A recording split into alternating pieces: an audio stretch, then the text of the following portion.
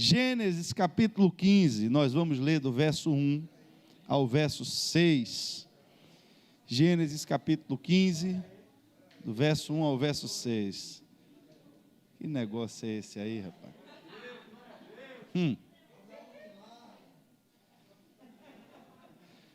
Nosso irmão Paulo também de volta. Bom recebê-lo de volta, meu amado. Estávamos com saudade do senhor, mas eu lhe deixei em paz, não estava ali mandando mensagem para você descansar. Senão eu ia dizer que o pastor estava ali atribulando nas férias. Mas agora a gente tira seu couro, se preocupe não. Ô glória. Acho que tem anjo passeando aqui em cima. Se não for, a glória de Deus vai derrubar de lá de cima. Vocês já estão prontos? A palavra de Deus diz assim, eu vou estar lendo na nova versão, na nova tradução da linguagem de hoje. Diz assim: depois disso, Abraão teve uma visão, e nela o Senhor lhe disse: Abraão, não tenha medo, eu o protegerei de todo perigo, e lhe darei uma grande recompensa. E Abraão respondeu: ó Senhor meu Deus, de que vale a tua recompensa, se eu continuo sem filhos? Eliezer de Damasco é quem vai herdar tudo o que eu tenho. Tu não me destes filhos, e por isso, um dos meus empregados, nascido na minha casa, será o meu herdeiro. Então o Senhor falou de novo, e disse: o seu próprio filho será o seu herdeiro, e não o seu empregado Eliezer. Aí o Senhor levou Abraão para fora e disse: olhe para o céu e conte as estrelas, se puder. Pois bem, será esse o número dos seus descendentes. E Abraão creu em Deus, o Senhor, e por isso o Senhor aceitou. Feche seus olhos. Deus, estamos na tua casa, Pai. Esse momento, meu Deus, entregamos a direção da tua palavra totalmente ao teu Espírito. Meu Pai, que o teu Espírito se manifeste aqui de uma forma verdadeira, meu Pai, de uma forma genuína, e que o Senhor possa, Senhor, falar individualmente, meu Pai, aos corações dos que aqui entraram. Que todos eles, meu Pai, possam receber o alimento que vem do Senhor, porque é só o Senhor quem pode traduzir, meu Deus, essa palavra, esses textos em vida. E eu peço ao Senhor que tenha misericórdia da tua igreja nessa noite, e se manifeste, Deus, para que cada um possa compreender aquilo que o Senhor quer falar nessa noite, em nome de Jesus. Queridos, é muito fácil a gente acreditar em alguma coisa quando a gente já viu acontecer com alguém. É muito fácil você acreditar em alguma coisa, por mais que seja difícil, mas que você já viu acontecer com alguém.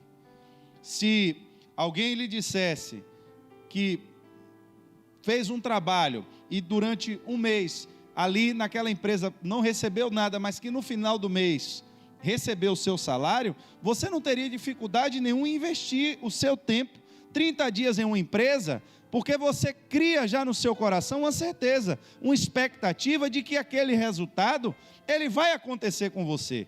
Você não vai no ônibus para o seu trabalho, preocupado, será que vão me pagar mesmo? Será que esse negócio... Você acredita, você simplesmente vai, você trabalha 30 dias para alguém, porque é praxe você ver todo mundo ir e ver todo mundo receber. Às vezes a empresa está meio lá, meio cá, você fica até preocupado por outro motivo, mas não porque você vai trabalhar e ninguém vai lhe pagar. E você sabe de casos de pessoas que trabalharam, não receberam e foram atrás e depois recebem. Mas é fácil você acreditar quando alguém já fez. É fácil você acreditar quando você vê acontecer com outras pessoas. O problema é quando você ainda não viu acontecer com ninguém. O problema é quando o que Deus fala com você e o propósito que Deus tem para a sua vida é algo novo. Irmãos, o novo é que é o desafiador.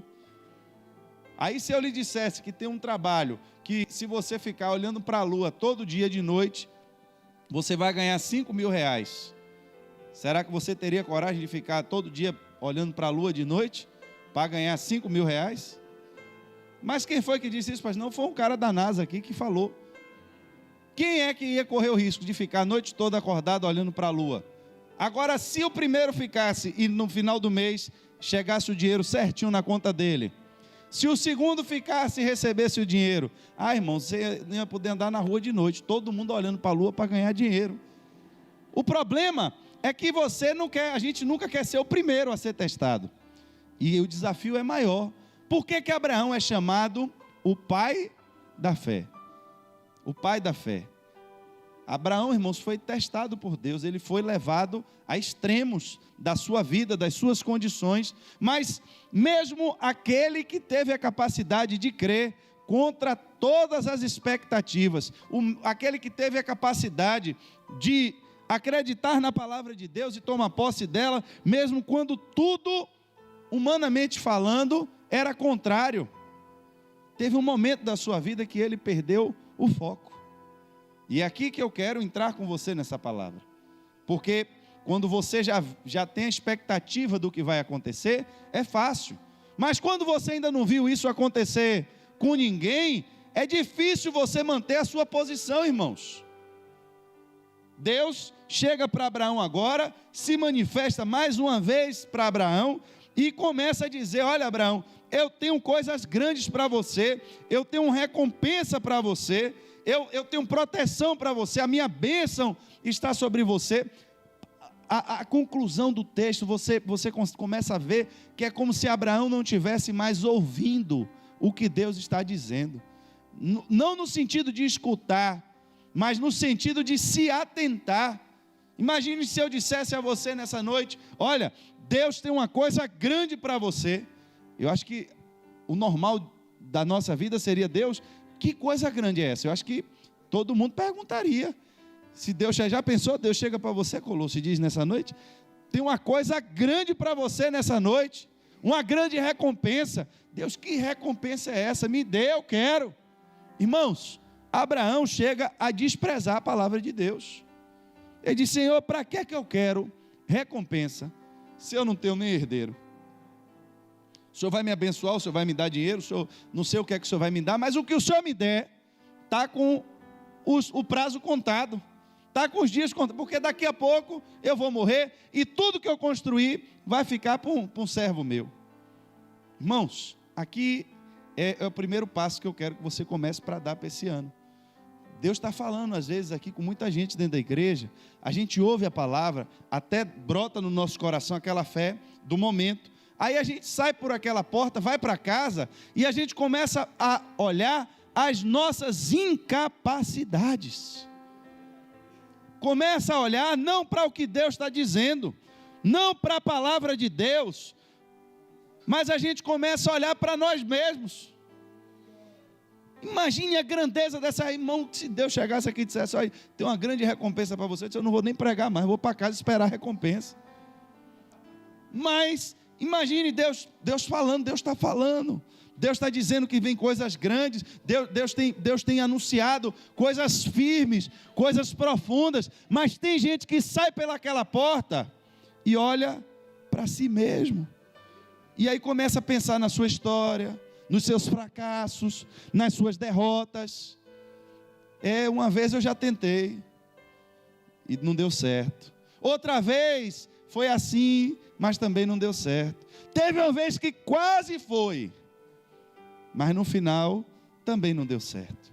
Naquele ministério foi uma pessoa que me atribulou, naquele outro ficou longe da minha casa, e nunca dá certo nada, e aí você vai perdendo a esperança. E Deus está falando: é você mesmo que eu quero, é com você meu propósito, meu chamado na sua vida continua o mesmo, as promessas que eu fiz sobre a sua vida, elas ainda estão de pé, o que eu falei vai se cumprir, é com você meu ministério, e só vai anunciar quando você se levantar. Mas aí eu vou olhar para quem? Para mim mesmo. Senhor, eu já dessa idade, já estou tendo algumas dificuldades aqui que o senhor ainda não está entendendo, o negócio já não está mais como antes, a mulher, eu olho para ela, já não está mais como antes, parece que metade do ar da bola está saindo, já estão murchando as coisas, eu não sei como é que enche de novo, não tem uma bomba para encher. Sangue de Jesus. Isso atribula o homem, irmão. Começa a mexer com a cabeça do homem. O homem está lá atribulado, cheio de problema e o negócio pegando. A Bíblia usa uma expressão bonita que a gente pode falar em um lugar onde tem criança, ninguém se ofende. Ele estava amortecido. E homem, quando está amortecido, é um problema. Isso mexe com a cabeça do homem, mexe com o psicológico do cidadão. Mas era Abraão, mas Abraão também tinha problema, irmão. Não sei qual é o seu, espero que não seja igual dele, mas se for, tem jeito também. O importante que eu quero que você entenda é que não é para você ficar olhando para a sua incapacidade, é para você olhar para a palavra de Deus. Esse é o problema. Mas Deus, eu uma vez tentei e não deu certo, já tentei outra. Meu irmão, mas dessa vez vai dar. Eu já tenho até um filho aí na rua, e esse menino aí, então, com a outra, com a escrava, vamos ver se dá certo com meu filho. Preste atenção, o filho é com sua esposa. Eu vou dar filho dentro do casamento, porque as minhas promessas, elas se cumprem sem atalho, elas se cumprem dentro dos princípios bíblicos. Deus não tem promessa para ninguém com jeitinho brasileiro não, irmão. Quando Deus quer que a bênção chegue até você, vai chegar e vai chegar de forma correta. Mas você tem que crer. A Bíblia diz que depois que Deus pede agora a Abraão, Abraão, vamos fazer o seguinte, você está com um problema na visão, porque eu estou lhe dizendo que tem uma grande promessa sobre a sua vida, e você está preocupado porque você já não pode mais gerar filho. Você está preocupado com isso. Vamos fazer o seguinte, comece a olhar para o céu. Sai aí, comece a olhar para o céu aí. Abraão sai no deserto, lá no Oriente, por onde ele estava acampado, e começa a olhar para as estrelas. Depois que a visão dele sai, o foco dele sai dele mesmo, e ele começa a olhar para o céu, aí Deus agora usa uma linguagem com ele. Ele diz, olhe, da mesma forma que você está vendo essas estrelas, aí eu creio que ali Abraão começou a ver o poder de Deus. Porque quem criou as estrelas? Deus. Quem criou a lua que devia estar lá no céu, ou nova, ou minguante, ou de algum jeito, mas tinha uma lua lá naquele dia? Quem criou? Aí ele pôde olhar agora, irmãos, a imensidão do céu, e o tamanhico dele no meio daquilo tudo, e o Deus, criador de tudo aquilo que estava falando com ele. Aí o foco sai da pessoa dele para a pessoa de Deus. Quando ele vê a grandeza de Deus, quando ele vê a grandeza da criação de Deus, aí Deus renova a mesma promessa e diz, assim a sua descendência vai ser como o que você está vendo. Aí a Bíblia diz que agora Abraão creu em Deus, e o Senhor, e por isso o Senhor o aceitou. Até ali, pelo que a Bíblia está dizendo, é como se Abraão ainda tivesse ali com a possibilidade de perder. E perde, pastor, aí é que está o problema, irmãos. O salmista, ele vai dizer no Salmo 121, eu elevo os meus olhos para os montes. A gente pode ter muitas interpretações, onde é que esse homem estava, porque é que ele estava olhando para monte. Mas a questão é, se ele diz que ele eleva os olhos para o monte, é porque ele estava em uma posição mais baixa. E aí ele começa a olhar para o monte. Irmãos, eu não sei qual é o sentimento que vem no coração dele, não sei no que ele estava pensando, eu só sei que o que ele pergunta é de onde virá socorro. Irmão, quem está precisando de socorro está bem? Eu não sei se estava passando angústia pelo coração dele, não sei se estava passando medo, não sei se estava passando sentimento de tristeza, eu sei que ele precisava de socorro, e quando ele eleva os olhos dele, olha agora, preste atenção, a visão dele encontra limite. Não foi ele que disse, eu subirei para os montes, e de onde me virá o socorro? Não foi subir, não foi pegar, não foi descer embolando, foi olhar. Por que o monte? Porque quando você olha para a planície, muitas vezes o seu olhar se perde, porque a sua visão não alcança mais o fim.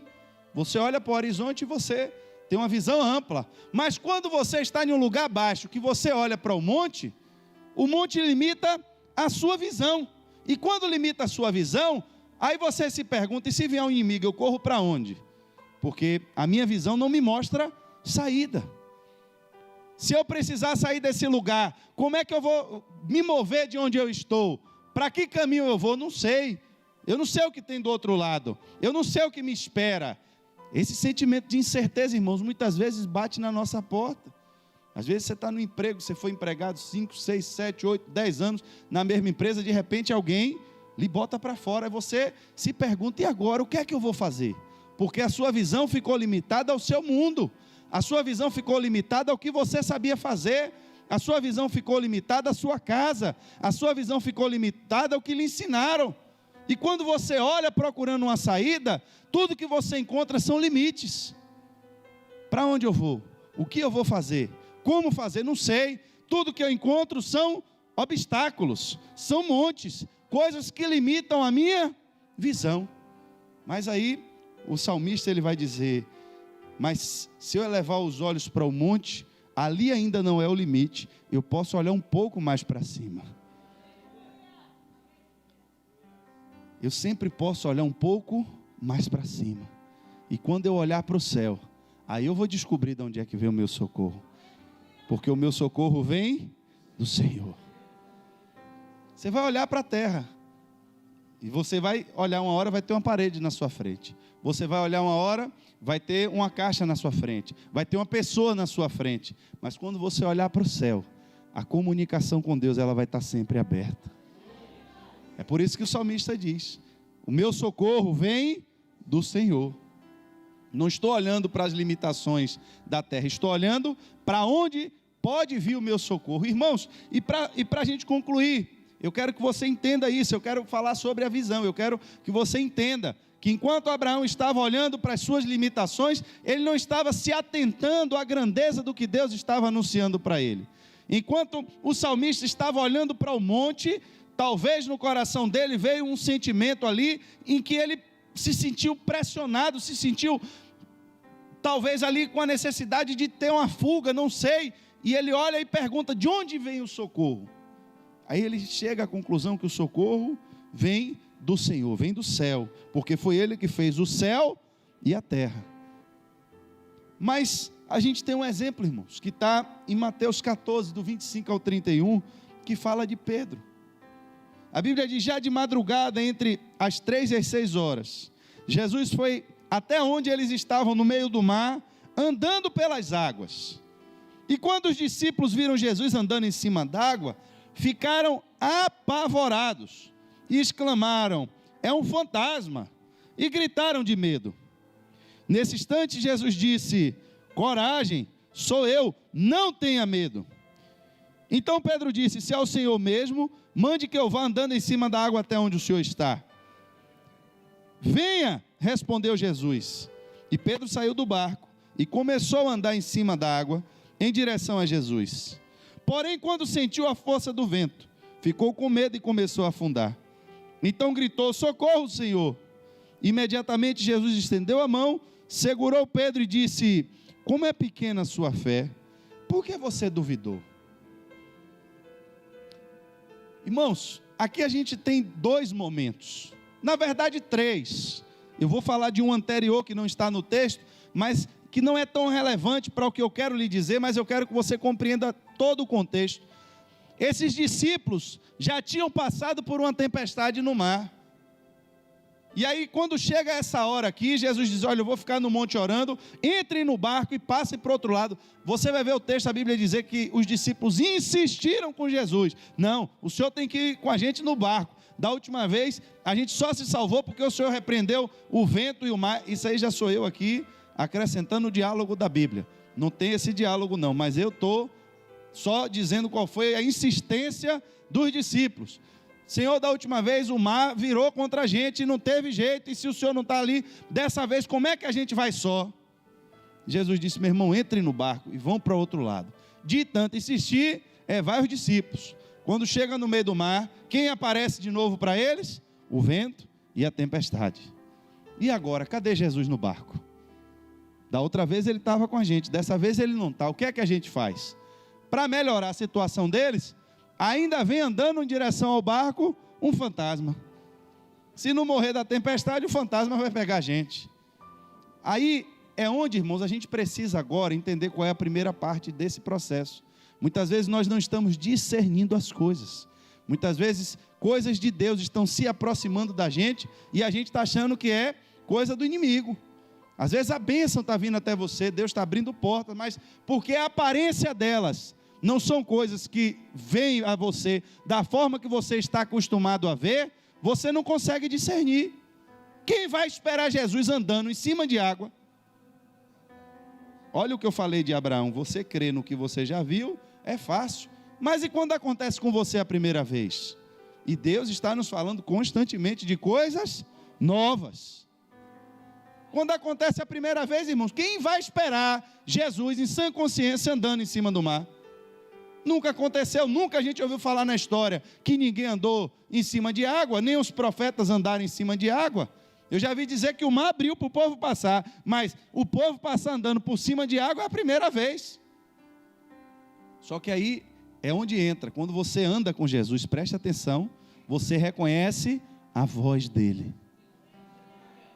A sua visão pode estar embaçada, era de noite, era penumbra, você está com a visão ali, que a visão não lhe deixa discernir se o que está vindo de lá é de Deus ou é do diabo. A sua visão está embaçada, você não está enxergando nada ali, é um fantasma, vai matar todo mundo. Mas aí Jesus fala, ele diz, não tenham medo, porque sou eu. Aí quando você ouve a voz de Jesus, tudo chega para o seu lugar. Por isso que nós temos, irmãos, que estar andando com Jesus. Tem pessoas que elas estão na igreja, mas elas não estão andando com Jesus. E é diferente, você está na igreja e você está com Jesus. Uma das maiores dificuldades que eu tenho na igreja é exatamente essa. Porque as pessoas se acostumam a vir para a igreja, ouvir uma pregação e voltam para casa e passam ali a semana toda como se Jesus não existisse. Só se lembra de Jesus quando chega domingo de novo, porque tem que vir para a igreja. A sua audição pode não reconhecer bem a voz de Jesus. E aí você pode perder os caminhos, você pode perder as bênçãos, você pode perder o que está vindo ao seu encontro e desprezar bênçãos de Deus por entender que às vezes aquilo ali não é de Deus, é fantasma. Mas quando Jesus diz, sou eu, aí os discípulos entenderam agora que quem estava vindo era Jesus. Aí Pedro diz, bom, então se é o Senhor, mande que eu vá lhe encontrar. E aí Jesus diz a ele, se você quiser vir, venha. E a Bíblia diz, então Pedro desceu do barco e começou a andar em cima da água. Só que de repente, irmãos, agora a visão de Pedro muda. Porque quando ele está andando em cima da água, em direção a Jesus, a Bíblia diz que ele começou a reparar no vento. Começou a sentir a instabilidade de onde ele estava e ficou com medo. Ele perdeu o foco da sua visão. Primeiro ele estava no barco com medo, vem um fantasma, aí Jesus diz, sou eu, venha, aí ele desce e vai. Só que agora no meio do caminho, ele perde o foco. Ele estava saindo do barco para encontrar com Jesus, e quando ele começa a olhar a tempestade, a Bíblia diz que ele começou a afundar. E aí Jesus vai, resgata Pedro, mas Jesus ele adverte Pedro. Aí aqui é que eu quero entender a última coisa com você nessa noite. Quem fez Pedro andar sobre as águas?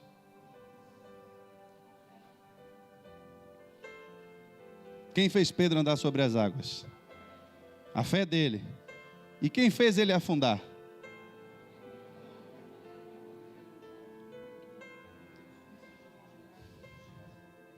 Eu quero que você entenda isso. O sucesso e o fracasso de Pedro não dependia de Jesus, só dependia dele. Por quê? Olhe bem, eu já disse isso aqui na igreja. Não adianta você dizer que tem fé, se a sua fé não tiver fundamento, e o fundamento não estiver em Deus. Ou porque Deus lhe disse algo específico para você, ou porque você está amparado na palavra de Deus. Aí, meu irmão, pode desenvolver que a fé vai dar certo. Aqui, Pedro diz, eu vou até o Senhor. Não está escrito isso lá no Velho Testamento. Não tem uma palavra liberada já que diga, Pedro, ande sobre as águas. Mas Jesus disse uma palavra específica para ele. Qual foi a palavra? Venha.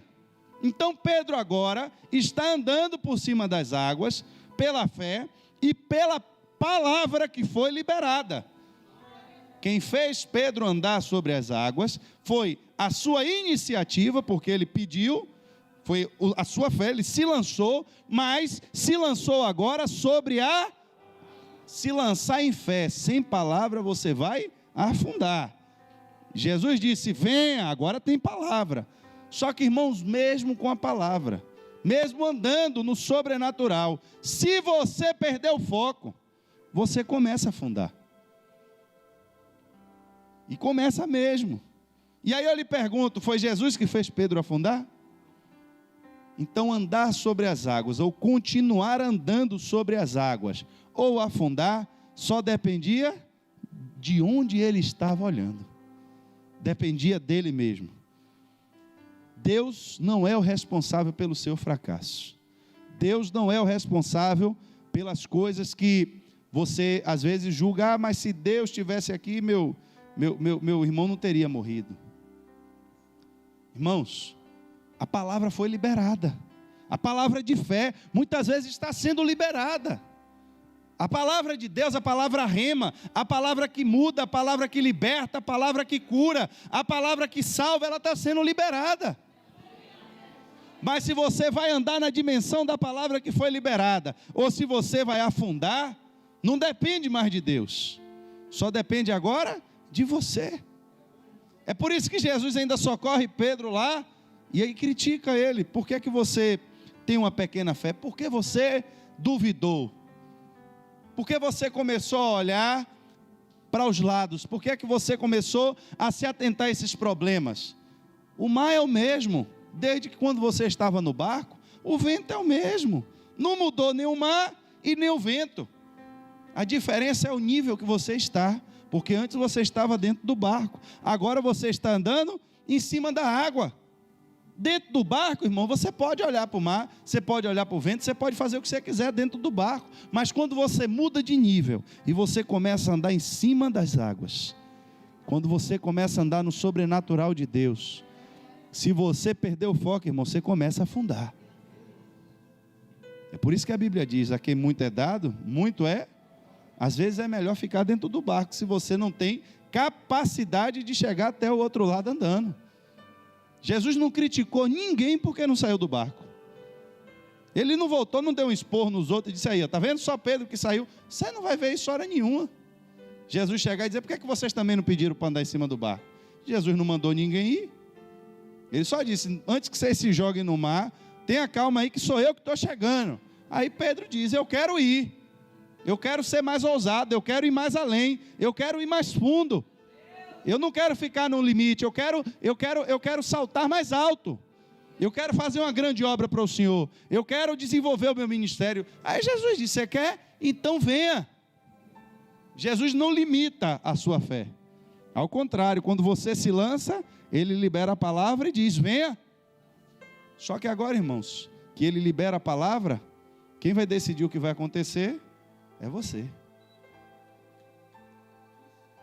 Mas eu não estou cheio do Espírito Santo de Deus, eu não estou cheio do poder, tá.